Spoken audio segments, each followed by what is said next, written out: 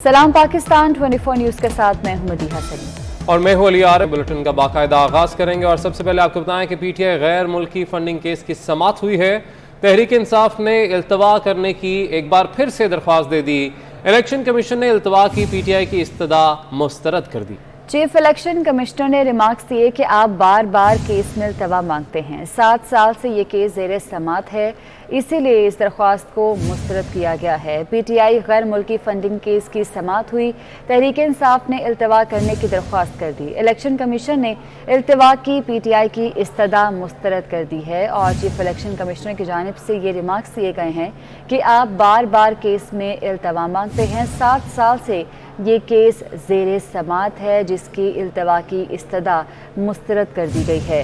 आपको आगाह कर रहे हैं, तहरीक इंसाफ ने इल्तवा करने की एक बार फिर से दरख्वास्त की है, जिस पर इलेक्शन कमीशन की जानिब से इस्तदा को मुस्तरद किया गया है। ये रिमार्क्स दिए गए हैं कि आप बार बार केस में इल्तवा मांगते हैं। 7 साल से ये केस ज़ेर समाअत है।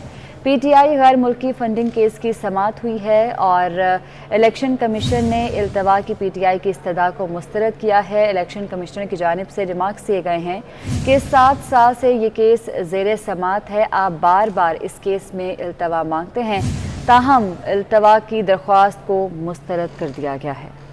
आपको अपडेट कर रहे हैं आम खबर के हवाले से। पीटीआई गैर मुल्की फंडिंग केस की समाअत हुई है। तहरीक इंसाफ ने इल्तवा करने की दरख्वास्त कर दी है। इलेक्शन कमीशन ने इल्तवा की पीटीआई की इस्तदा को मुस्तरद कर दिया। चीफ इलेक्शन कमिश्नर ने रिमार्क्स दिए कि आप बार बार केस में इल्तवा मांगते हैं। 7 साल से केस ज़ेर समाअत है, जिसमें एक दफ़ा फिर पीटीआई की जानिब से, पीटीआई के वकील की जानिब से इल्तवा की दरख्वास्त की गई है, जिसको इलेक्शन कमीशन ने मुस्तरद कर दिया है। तो आपको अपडेट कर रहे हैं। अहम केस की समाअत इस वक्त जारी है। पीटीआई गैर मुल्की फंडिंग केस की समाअत, जिसमें इलेक्शन कमीशन ने इल्तवा की पीटीआई की इस्तदा मुस्तरद कर दी है। इसी हवाले से मजीद बात करेंगे। हमारे साथ मौजूद हैं सीनियर तज्ज़ियाकार सलीम बुखारी साहब। सर, बहुत शुक्रिया आपके वक्त का। अहम समाअत इलेक्शन कमीशन में हुई, पीटीआई की जानिब से एक दफ़ा फिर से ये इस्तदा की गई है, इल्तवा की दरख्वास्त की गई है। क्या कहेंगे आप? आज रिमार्क्स भी देखने में आए हैं कि 7 साल से ये केस ज़ेर समाअत है। क्यों पीटीआई ये नहीं चाहती कि इस पर कोई फैसला आ जाए सामने?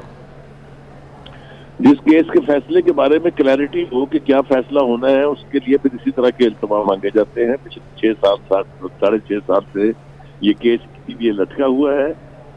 स्क्रूटनी कमेटी की रिपोर्ट थी, उसमें जो हकायक बयान किए गए हैं, उसके बाद फैसला तो बिल्कुल वाज़ेह है। जब फैसला आएगा पार्टी के मुस्तकबिल के बारे में खास तौर से, और फिर जो इसकी लीडरशिप है उसके हवाले से, उसके अंदर यकीनी तौर पर फैसला बिल्कुल अवाम के सामने आ जाएगा। और यही वो चीज़ है जिसको इमरान खान जो बहुत बड़ा आपका नारा लेके आए थे, रियासत मदीना की बात करते हैं, वो यहाँ फेस करने की आमादा नहीं है।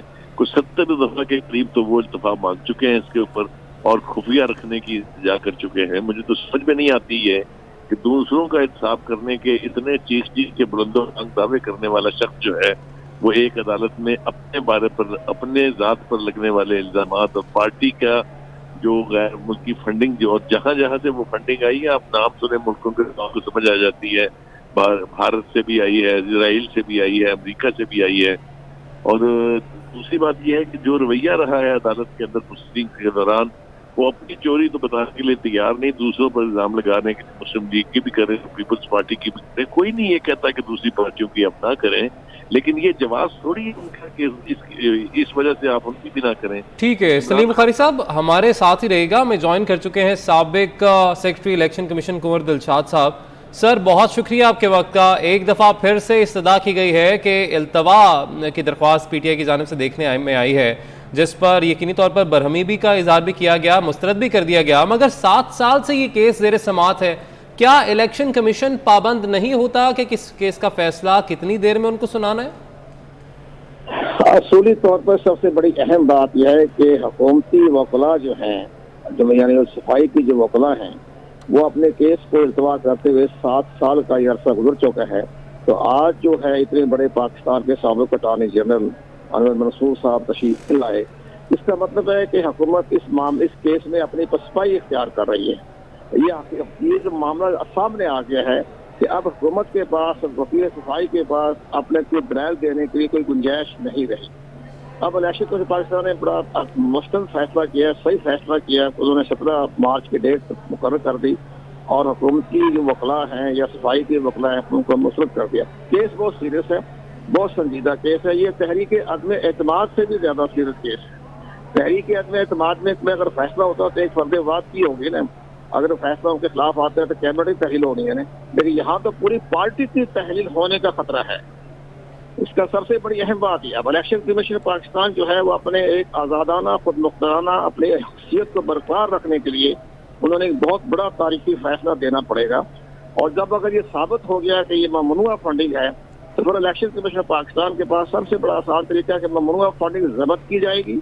अगर फारिग फंडिंग साबित हो जाती है तो फिर उसका जो पार्टी का सिंबल है वो वापस लिया जाएगा और पार्टी की जो रजिस्ट्रेशन है वो भी वापस की जाएगी अगर ये ममनुआ फंडिंग साबित हो गई। ये बहुत सीरियस केस है। और सबसे बड़ी बात यह है कि जैसे हमारे सलीम बुखारी साहब फरमा रहे हैं, सबसे अहम बात यह है कि वजीर आजम को धोखे में रखा जा रहा है। वजीर आजम पाकिस्तान को उनके वज़रा धोखे में दे रहे हैं, उनको हक़ाइक़ भी बयान कर रहे हैं और वहाँ अपनी खुशामदा में कहते हैं कि कुछ भी नहीं है, केस में कोई जान नहीं है, आप बेफिक्र रहें। ये उनके वज़रा, उनके मशावरत करने वाले वो वजीर आजम को धोखा दे रहे हैं। अब मामला बहुत सीरियस केस है। ये बहुत सीरियस केस है। कुंवर साहब, ये भी आपसे जानना चाहेंगे कि दरख्वास्त की गई है पीटीआई की जानिब से कि अकबर एस बाबर को केस से अलग कर दिया जाए, मगर वो तो खुद दरख्वास्त गुजार है, उनको इस केस से कैसे अलग किया जा सकता है? ये उनका हुकूमत का वकला का ये मौक़िफ़ जो है वो हक़ाइक़ के बरक्स है, हक़ाइक़ ज़मीनी हक़ाइक़ के बरक्स है। अकबर एस बाबर इस केस को लेके चले हैं 2014 से और वही केस अभी तक 7 साल से वो पिछली एक जद्दोजहद कर रहे हैं ताकि इंसाफ के तकाज़े पूरे हो जाए। तो मेरा पॉइंट ऑफ व्यू है कि हुकूमत जो है कि जो वकला जो है सफाई के वकला जो है वो इसमें पसपाई इख्तियार कर चुके हैं और पसपाई हो चुकी है और इलेक्शन में पाकिस्तान ने इसी महीने के आखिर तक इसका फैसला कर देना है। पहले फैसला रखेंगे, महफूज कर लेंगे, रिजर्व कर लेंगे, इसके बाद ये फैसला भी आ जाएगा। लेकिन मेरी नज़र में ठीक है, यानी कुंवर साहब आपको लग रहा है कि पसपाई हो चुकी है और शायद तहरीक इंसाफ को, इस जमात को अपनी हार नजर आ रही है और कोई अब दलाइल है नहीं, इसलिए मजीद इल्तवा मांगा जा रहा है। सीनियर तज्जियाकार इफ्तिखार अहमद साहब भी हमें ज्वाइन कर चुके हैं। सर, बहुत शुक्रिया आपके वक्त का। 7 साल से ये केस ज़ेर समात है। चीफ इलेक्शन कमिश्नर की जानिब से ये रिमार्क सामने आए और जो इल्तवा की दरख्वास्त थी पीटीआई की उसको मुस्तरद किया गया है। सर, कैसे देख रहे हैं आप इस तमाम तर मामले को? बिल्कुल सही किया और दुरुस्त किया। 7 साल से एक चीज पेंडिंग है तो उसका अंजाम यही होना है। 70 साल तो मुकदमा नहीं चलना चाहिए ना। और ये वो पार्टी है जो इस मुल्क के बाकी लोगों को इंसाफ देने का वादा करती थी, तो खुद इंसाफ की रुकावट बन रही है। ख्याल है कि जो फैसला हुआ है वो दुरुस्त है। इफ्तिखार साहब, हमने इससे पहले देखा था कि फैसल वाडा को नाअहल करार दिया गया था, फैसला महफूज किया गया, जिसके बाद यकीनी तौर पर हमने देखा कि जॉइंट सेशंस भी हुए, बिल भी मंजूर हुए, फैसल वाडा ने इसमें वोटिंग भी की, उनका वोट भी काउंट हुआ और उसके बाद फैसला सुनाया जाता है, उन्होंने नाअहल करार दे दिया जाता है। कितना बड़ा ये नुकसान है इसमें, ये जो ताख़ीर होती है? देखें, 7 साल से ज़ेर समात है, तकरीबन 4 साल होने को हैं पाकिस्तान तहरीक इंसाफ के इक़्तिदार में। बहुत अहम फैसले मुल्क के लिए पाकिस्तान तहरीक इंसाफ ने किए और अब अगर इनके खिलाफ अगर फैसला आ जाता है, पाकिस्तान तहरीक इंसाफ के खिलाफ फैसला आता है, तो फिर वो जो नुकसान हुआ मुल्क का अगर, तो उसका अजाला कैसे हो पाएगा? असूली तौर पे आपकी बात दुरुस्त है। जो नुकसान होना था वो हो गया। कानूनी तौर पे हम उसको वापस नहीं ला सकते। कोई दुनिया में ऐसा कानून नहीं है कि जो फैसले हो चुके हों उनको अनडू कर दिया जाए। ठीक है, इफ्तिखार अहमद साहब हमारे साथ मौजूद थे। सलीम बुखारी साहब भी हमें तज्जिया दे रहे थे अपना, साथ ही साथ कुंवर दिलशाद साहब, साबिक सेक्रेटरी इलेक्शन कमीशन, आपने भी हमें अपना वक्त दिया। आप सबका बहुत शुक्रिया। अपने नाज़रीन को बताएं कि पीटीआई गैर मुल्की फंडिंग केस की समात हुई है। तहरीक इंसाफ ने इल्तवा करने की दरख्वास्त कर दी है। इलेक्शन कमीशन ने इल्तवा की पीटीआई की इस्तदा मुस्तरद कर दी। चीफ इलेक्शन कमिश्नर ने रिमार्क्स दिए कि आप बार बार केस में इल्तवा मांगते हैं, 7 साल से केस ज़ेर समात है। बात करेंगे, हमारे नुमाइंदा उस्मान खान हमारे साथ मौजूद हैं। जी उस्मान, बताइएगा। जमात हुई है और आज की जमात के दौरान जो है वो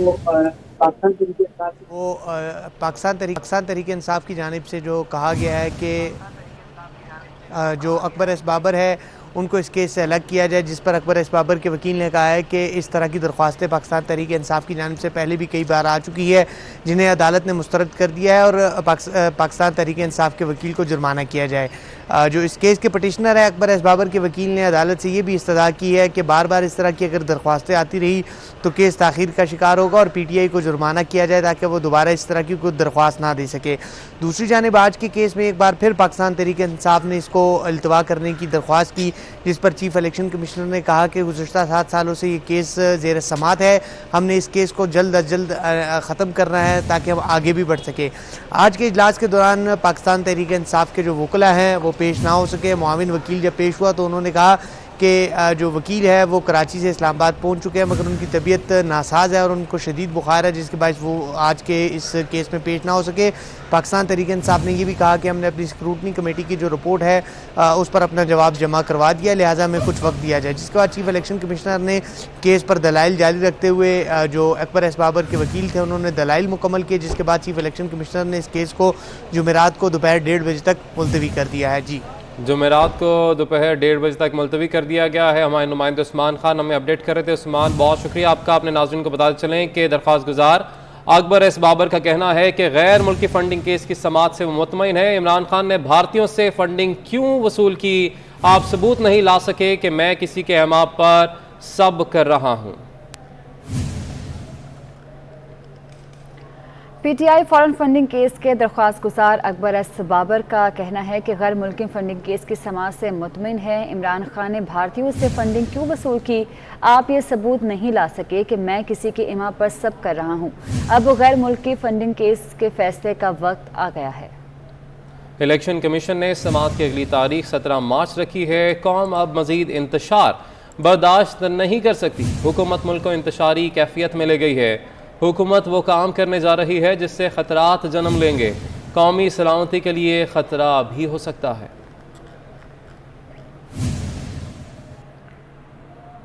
मुस्लिम लीग नून के रहनुमा मरियम औरंगजेब का कहना है कि PTI ने 2008 से 2013 तक फॉरेन फंडिंग और मनी लॉन्ड्रिंग की।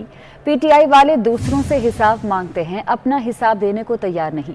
PTI ने सिर्फ इल्ज़ाम तराशी की। फॉरेन फंडिंग पर इलेक्शन कमीशन को फौरी फैसला देना चाहिए। PTI ने जाली दस्तावेजात इलेक्शन कमीशन में जमा कराए, जबकि मुस्लिम लीग नून ने जो फंड्स हासिल किए तमाम तफसीलात इलेक्शन कमीशन में जमा है, जिसकी हर साल इलेक्शन कमीशन तस्दीक करता है।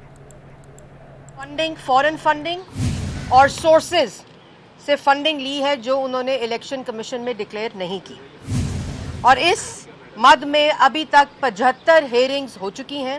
पाकिस्तान तहरीक इंसाफ इमरान खान साहब ने फॉरेन फंडिंग के अंदर जो फंडिंग ली है, इलीगल फंडिंग, और उसको डिक्लेयर नहीं किया।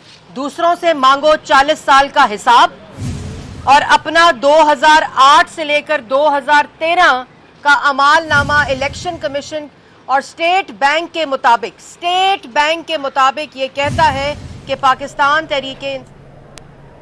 तहरीके अदम एतमाद पर वोटिंग पुरअमन और बिला रोक टोक कराने के लिए अपोजिशन ने अदालत जाने का फैसला कर लिया। मुत्तहिदा अपोजिशन ने इस्लामाबाद हाई कोर्ट में आईनी दरख्वास्त दायर करने का ऐलान कर दिया। आपको अपडेट कर रहे हैं। तहरीके अदम एतमाद पर वोटिंग पुरअमन और बिला रोक टोक कराने के लिए अपोजिशन ने अदालत जाने का फैसला कर लिया है। मुत्तहिदा अपोजिशन ने इस्लामाबाद हाई कोर्ट में आईनी दरख्वास्त दायर करने का ऐलान भी कर दिया है।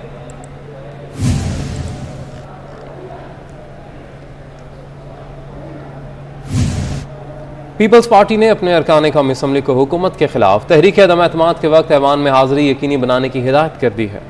पीपल्स पार्टी पार्लियामेंटेरियन के सदर आसिफ अली जरदारी की जानिब से तहरीरी तौर पर हिदायत की गई है। तफसीलात जानते हैं, उस्मान जावेद हमारे साथ मौजूद हैं। उस्मान, बताइएगा क्या हिदायत की गई हैं इस हवाले से। देखिए, वफाकी हुकूमत के खिलाफ तहरीके अदम एतमाद के मामले पर पीपल्स पार्टी ने अपने अरकान कौमी असम्बली को अवाम में हाजिरी के लिए हाजिरी यकीनी बनाने के हवाले से हदायत कर दी। पाकिस्तान पीपल्स पार्टी पार्लियामेंटेरियन के सदर आसिफ अली जरदारी की जानिब से तहरीरी तौर पर की गई कौमी असम्बली में वज़ीर आज़म के खिलाफ तहरीके अदम एतमाद जमा हो चुकी है। आपके मतन में मज़ीद कहा गया कि पार्लिमानी पार्टी की जानिब से आपको हदायत की जाती है कि आप ऐवान में तहरीके अदम एतमाद के वक्त हाजिरी यकीनी बनाएं, और साथ साथ खत में ये भी कहा गया कि अगर पार्लिमानी पार्टी की हदायत के खिलाफ वोट वोट किया या वोटिंग में हिस्सा ना लिया तो आइन का आर्टिकल 63(a) के तहत कार्रवाई होगी। और यूं ये साबिक सदर आसिफ अली जरदारी की जानिब से अपने तमाम अरकान कौमी असम्बली को ठीक है, ये हिदायत जारी की गई है। बहुत शुक्रिया आपका। वफाक के बाद पंजाब में तहरीक अदम एतमाद लाने का मामला है। अपोजिशन ने पंजाब असम्बली का इजलास बुलाने के लिए रिक्विजिशन तैयार कर ली है। तहरीक अदम एतमाद वज़ीर आला पंजाब के खिलाफ आएगी। तफसीलात जानते हैं, उमर असलम हमारे साथ मौजूद हैं। उमर असलम, बताइएगा रिक्विजिशन कब तक जमा करवाई जाएगी? वफाक में वज़ीर आज़म इमरान खान के खिलाफ तहरीक अदम एतमाद लाने के बाद पंजाब में तहरीक अदम एतमाद लाने के हवाले से मुस्लिम लीग नून के ज़राए के मुताबिक मुस्लिम लीग नून ने तैयारी मुकम्मल कर ली है। Opposition leader Punjab assembly Hamza Shahbaz Sharif जहाँ इस हवाले से काफ़ी मुतहरिक हैं, वहीं पर पाकिस्तान मुस्लिम लीग नून की जानिब से जो तहरीक अदम एतमाद के हवाले से कमेटी बनाई गई थी कि दीगर अरकान असम्बली से रब्ता किया जाए, उनके मुताबिक जो है इस वक्त तहरीक अदम एतमाद के हवाले से पाकिस्तान मुस्लिम लीग नून के नंबर गेम जो है वो पूरी कर ली गई है। ज़राए के मुताबिक आइंदा चंद रोज़ में पंजाब असम्बली में इजलास बुलवाने के हवाले से रिक्विजिशन जो है वो जमा करवाई जाएगी। इस रिक्विजिशन में मुस्लिम लीग नून के ज़राए के मुताबिक 150 से ज़ायद अरकान सूबाई असम्बली के दस्तखत मौजूद होंगे। मुस्लिम लीग नून के ज़राए का ये कहना है कि तहरीक अदम एतमाद वज़ीर आला पंजाब सरदार उस्मान बुज़दार के खिलाफ आएगी और ये तहरीक अदम एतमाद कामयाब होगी। ताहम मुस्लिम लीग नून के ज़राए का ये कहना है कि वो इस वक्त मुस्लिम लीग काफ की जानिब से जो है वो जवाब का इंतज़ार कर रहे हैं कि वो उनका साथ देंगे या नहीं। इसी के बाद उस फैसले के बाद जो है वो तहरीक अदम एतमाद के हवाले से पंजाब असम्बली में रिक्विजिशन जमा करवा दी जाएगी। जी ठीक है, बहुत शुक्रिया उमर, आपने अपडेट किया। पेंशन के मसाइल हल ना होने पर PTCL मुलाजमीन सरापा एहतजाज हैं। रेड जोन में मुलाजमीन की हुकूमत के खिलाफ नारेबाजी जारी है। मसाइल हल ना हुए तो धरना देंगे। मुलाजमीन का मजीद कहना था कि सुप्रीम कोर्ट के फैसले के बावजूद मुकम्मल पेंशन नहीं दी जा रही। मजीद अपडेट कर रही हैं हमारी नुमाइंदा सबा बजीर। जी सबा। मैं PTCL मुलाजमीन के एहतजाज में मौजूद हूँ और पिछले कई सालों से इनको जो पेंशन ऐलान के बावजूद जो है वो नहीं दी जा रही और आधी पेंशन इनको दी जा रही है। इस वक्त मुल्क भर के 40,000 से ज़ायद जो यहाँ पर पेंशन है वो यहाँ पर एहतजाज कर रहे हैं और इनका यही कहना है कि उनको पेंशन जो है हुकूमत की तरफ से दी तो जाती है पर वो आधी दी जाती है। कई दफ़ा उन्होंने एहतजाज भी किया है। 12 साल गुजर गए हैं और वो मुसलसल एहतजाज पर हैं, लेकिन हुकूमत की जानिब से ऐलान तो किया गया है लेकिन उनको पेंशन जो है वो सही तरह से अदा नहीं की जा रही और इस वक्त भी 40,000 से ज्यादा मुलाजमीन जो हैं वो सरापाए एहतजाज हैं। ठीक है, बहुत शुक्रिया सबा, आपने अपडेट किया। के साथ ही न्यूज़ स्टूडियो से फिल वक्त इतना ही। किसी भी खबर की तफसील के लिए आप विजिट कीजिए हमारी वेबसाइट 24newshd.tv।